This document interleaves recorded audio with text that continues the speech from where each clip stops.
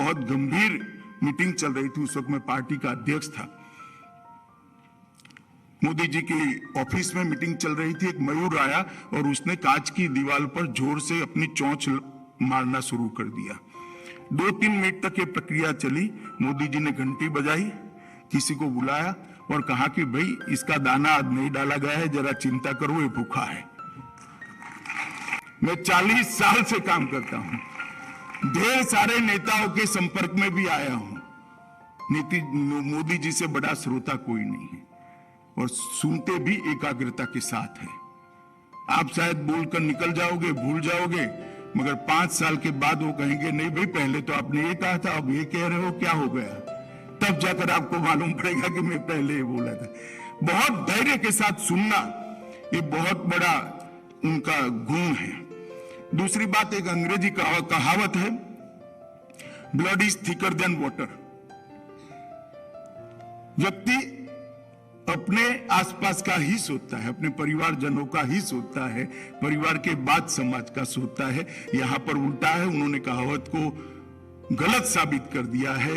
इन्होंने समाज को ही अपना परिवार मानकर आगे बढ़े।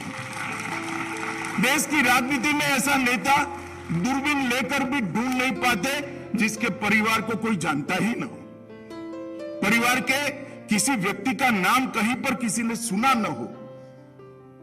तो blood is thicker than water, ये कहावत को मोदी जी ने गलत साबित किया है।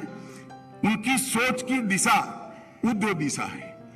वो हमेशा रचनात्मक तरीके से सोचते हैं, वो हमेशा उच्च लक्ष्यों की ओर सोचते हैं और वो हमेशा सबसे ज्यादा परिणाम लाने की सोचते हैं। ये उद्योगति की सोच ने इस देश के अंदर बहुत बड़ा परिवर्तन किया है। संवेदनशीलता, छोटे से छोटे व्यक्ति के बारे में सोचना। देश के प्रधानमंत्री के नाते मैं एक छोटी सी चीज का उदाहरण कहना चाहता हूं। एक बहुत गंभीर मीटिंग चल रही थी। उस वक्त मैं पार्टी का अध्यक्ष था।